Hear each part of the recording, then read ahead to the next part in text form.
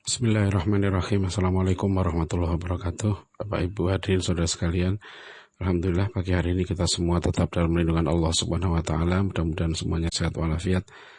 Pagi hari ini kita membahas tentang masalah yang laten gitu ya dalam dunia pendidikan kita.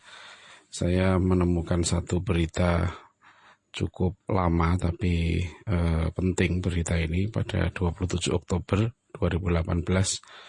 Satu situs berita idntimes.com itu memuat berita berjudul survei buktikan mahasiswa zaman sekarang mudah depresi, ini sebabnya.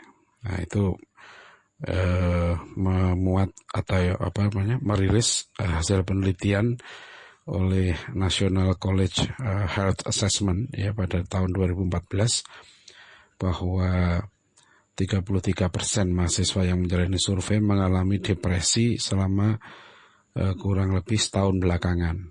Ya, tahun berikutnya 2015 ya juga sama ya ada berita 20% mahasiswa mencari perawatan dan konsultasi jiwa ya terkait dengan tekanan yang mereka alami dalam dunia akademis. Ya, dan 9% diantaranya mengaku sudah serius terfikir untuk bunuh diri.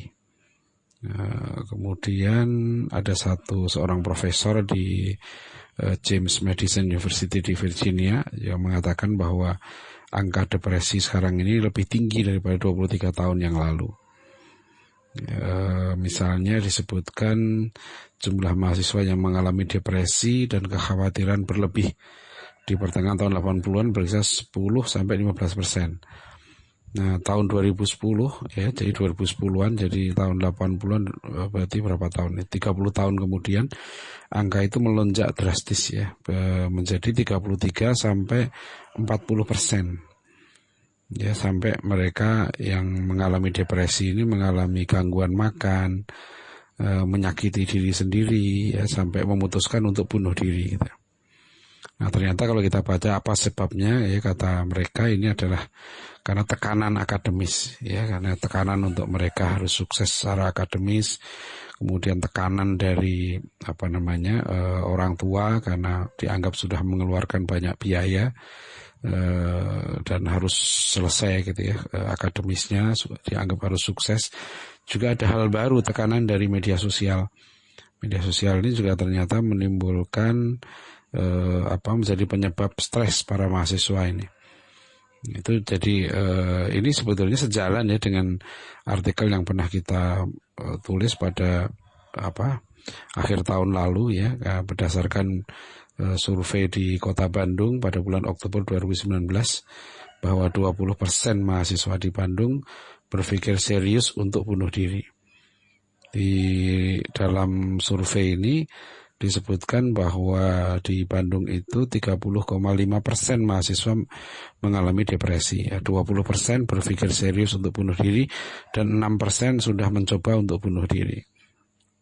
Nah ini tentu bagi kita mudah ya membaca mengapa seperti itu, ya karena memang inilah yang pernah diingatkan oleh Profesor Syed Naqib Alatas dalam konferensi pendidikan Islam internasional di Kota Mekah bahwa universitas modern ini gitu ya yang diciplak dari barat itu merupakan simbol dari kezaliman. The modern university as the epitome of man and a condition of zulm. Jadi maksudnya apa? Seharusnya yang namanya universitas itu mendidik seorang manusia yang menjadi manusia yang sempurna, al-insan al-kulli. Ya, sesuai dengan asal makna universitas itu, yaitu universitatem atau kuliah. Al-insan al-kulli inilah ya manusia yang mengenal Tuhannya, manusia yang berzikir pada Tuhannya, manusia yang taat pada Tuhannya. Nah itu akan menjamin kebahagiaan ya, seperti disebutkan dalam surat Ar-Ra'd ayat 28, faman tabi'a hudaya fala khaufun surat Ar-Ra'd ayat 28 ya, ala bi dzikrillahi tatmainnul qulub, ya orang yang berzikir pada Allah itu dia akan tenang hatinya, tenang jiwanya. Nah dia akan tenang jiwanya jika dia mengenal Allah, berzikir ya tentu didahului dengan ma'rifatullah. Ini juga ditegaskan ya dalam surat Al-Baqarah ayat 38. Ya, faman tabi'a hudaya fala khaufun alaihim wa lahum yahzanun. Jadi ketika Nabi Adam alaihissalam ya harus turun ke bumi, maka diingatkan oleh Allah, faman tabi'a hudaya fala khaufun alaihim wa lahum yahzanun. Ya, bahwa siapa yang mengikuti petunjukku, ya fala khaufun alaihim, maka mereka tidak akan ada rasa takut. Walahum yahzanun, dan mereka tidak akan bersedih. Ya, itu sudah dijamin oleh Allah. Jadi seharusnya mudah ya solusinya kalau orang itu belajarnya benar, ilmunya benar, ya pendidikannya benar, nggak akan terjadi depresi dan seterusnya. Inilah yang sudah dikatakan juga oleh Imam Malik ya rahimahullah. Imam Malik pernah menyatakan hakun alaman tolabal ilma ayyakuna lahu waqarun wasakinatun wa khasyatun. Ya, orang yang mencari ilmu itu seharusnya memiliki sifat ketenangan, ketentraman, dan rasa takut ya kepada Allah. Jadi ini ujung dari mencari ilmu. Nah, itu sebetulnya tugas universitas ya. Dalam konstitusi kita juga disebutkan bahwa pendidikan nasional itu harus meningkatkan keimanan dan ketakwaan serta akhlak mulia. Nah, inilah yang sudah lama ya Profesor Alatas menyebutkan harus ada perubahan yang serius, dan kemudian beliau membuktikan ya dengan mendirikan kampus ISTEK itu. Yaitu sudah ditulis oleh Dr. Ardiansyah dalam disertasinya, konsep adab Syed Naqib Alatas dan aplikasinya di perguruan tinggi. Nah, itu juga yang kami coba sekarang sedang berjuang ya, kita terapkan di pesantren At-Taqwa, khususnya di At-Taqwa College, yang kita mengacu kepada 3 prinsip dasar pendidikan Islam, yaitu menanamkan adab atau mendahulukan adab, kemudian mengutamakan ilmu-ilmu yang fardu ain, dan memilih ilmu fardu kifayah secara tepat sesuai dengan potensi dan kebutuhan masyarakat itu. Ini jadi kembali lagi ya pada dasarnya ya semua itu berawal dari konsep ilmu yang benar. Ilmu yang integral yang bersumber dari panca indera ya, dari akal, dari khobar sodik.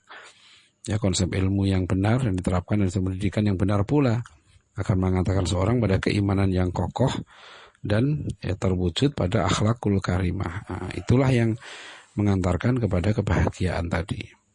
Nah, ini penting ya, jadi berita-berita seperti ini semakin memperkuat sebetulnya keyakinan kita bahwa solusi ya dari problem umat manusia sekarang ini bukanlah kemudian dengan materialisme, sekularisme, liberalisme yang terbukti itu sudah gagal ya.